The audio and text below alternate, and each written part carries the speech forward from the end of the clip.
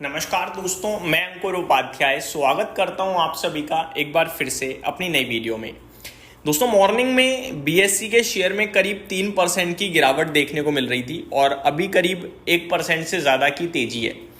BSE के share में कल करीब 5% की गिरावट थी और आज भी गिरावट हुई, लेकिन अचानक नीचे से ये स्टॉक जो उछला है उसके पीछे एक पर्टिकुलर न्यूज़ है। मैं आपको बताना चाहूँगा, कल जो ये स्टॉक गिरा था उसके पीछे भी खबर थी और कल जो गिरावट हुई थी उसके पीछे जो न्यूज़ आ रही थी वो ये थी कि सेबी एक चर्चा कर रहा है इस समय। मतलब स्टेप टू स्टेप चीज़ें होती हैं, तो उस स्टेप में, उस विचार में फर्स्ट स्टेप था, आप ये कह सकते हैं, जहां पे ये जो वीकली एक्सपायरी आपके लिए बाजार में देखने को मिलती है मार्केट में, इंडेक्स की वीकली एक्सपायरी जो है ऑप्शंस में, ये खत्म करने की बात थी कि मंथली बेसिस पे जैसे पहले हुआ करता था वैसे ही होगा, या फिर ऑल्टरनेट वीक यानी महीने में 2 वीकली एक्सपायरी करेंगे। और इसको फाइनेंस मिनिस्ट्री की तरफ से अप्रूवल भी आ गया था कि हाँ, आप करिए ऐसा, क्योंकि डेरिवेटिव मार्केट इसलिए लाए गए हैं ताकि हेजिंग करी जाए। बट लोग हेज नहीं कर रहे हैं, स्पेकुलेट कर रहे हैं, सट्टा बाजार कर रहे हैं, सट्टा बाजारी कर रहे हैं। तो इसको हम जितना कम करेंगे उतना ही अच्छा है। ये खबर आने के बाद बीएसई या पूरा स्टॉक मार्केट, इंफ्रा स्टॉक्स टूटे थे और इसके ऊपर कल मैंने डिटेल में बात करी थी आप सभी के साथ ही साथ कुछ खबरें ये भी थी एसटीटी को लेकर।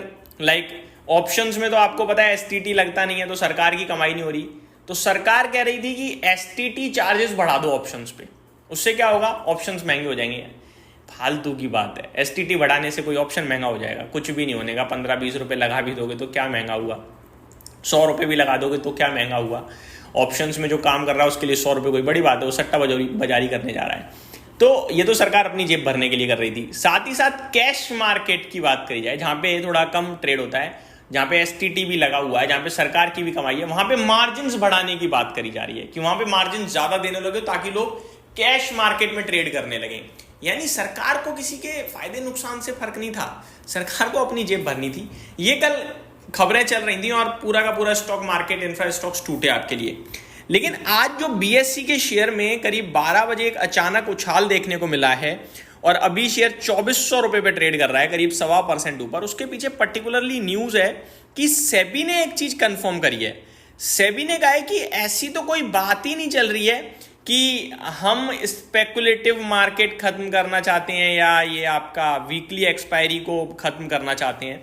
जैसे ही ये खबर बाजार में आई है वैसे ही पूरे के पूरे ये स्टॉक्स भागे हैं। एग्जैक्टली क्या हुआ है, SEBI chairman says report on curbing weekly expiry are false and speculative. यानी उन्होंने कहा ये गलत है और झूठी है, बस ऐसे ही रूमर्स हैं एक तरीके के। जैसे ही सेबी चेयरमैन ने ये कहा वैसे ही बीएसई के शेयर में आपको तेजी देखने को मिल रही है। यानी कि वीकली एक्सपायरी बिल्कुल सेफ है। सेफ इन द मीन आप कर सकते हो, जितना करना है करो भाई साहब, जा नहीं रही है, खत्म नहीं हो रही है। और इसी की वजह से आज आपको बीएसई के शेयर में एक बढ़िया ऊपर की तरफ का मूव देखने को मिल रहा है और टॉप टर्नओवर की लिस्ट में भी ये लीडरशिप लेता हुआ दिख रहा है। अब बढ़ते हैं दूसरे सेगमेंट पे, आईपीओ। 3 आईपीओ बाजार में उतरे हैं, दिग्गज एनएसडीएल, बाकी लोटस डेवलपर्स और M&B इंजीनियर्स। ये कुछ स्टॉक हैं जो आज बाजार में लिस्ट होते हुए दिखे हैं। M&B इंजीनियर्स की बात करी जाए तो लिस्टिंग तो सुस्त हुई थी, करीब 373 का लो लगाया है आज और अभी 405 पे ट्रेड कर रहा है। ऊपर में 418 का हाई लगाया है, तो यहाँ पे नीचे से ऊपर की तरफ का मूव दिखा है। वहीं एनएसडीएल फ्लैट ही दिखा है, सुबह से करीब 900 रुपये के करीब ही ट्रेड कर रहा है, अभी 911 है। 14% की यहाँ पे गेंस के साथ ट्रेड होता हुआ दिख रहा है। और लोटस डेवलपर्स की बात करी जाए तो यहाँ 28% के गेंस के साथ ट्रेड हो रहा है, अराउंड 192 पे ट्रेड कर रहा है और 192 का ही आज का हाई है। तो सुबह से जहाँ पे ओपन हुआ वहीं पे ट्रेड करता हुआ दिख रहा है, आप ये कह सकते हैं। सवाल ये उठता है यहाँ से आगे क्या। दोस्तों, इन 3 में से एक ही आईपीओ को मैंने कवर किया था, वो था एनएसडीएल, और एक ही चीज़ बोली थी कि वैल्यूएशन टर्म्स में बहुत ही रीजनेबल और सस्ता रखा है, इसी की वजह से आपके लिए लिस्टिंग पे गेंस बन सकते हैं। वो तो बाजार का मूड माहौल थोड़ा खराब है, वरना मेरी उम्मीद 20% के गेंस की थी। तो पॉसिबिलिटीज है अगर बाजार यहाँ से सुधरा तो स्टॉक आपको करीब 950 तक मिल सकता है। और बाजार में वीकनेस बनी और स्टॉक नीचे आता है अराउंड 820 या 800 के आसपास, तो वहां आप शॉर्ट टर्म के लिए भी खरीद सकते हो। ये मेरा क्रिस्टल क्लियर ओपिनियन है।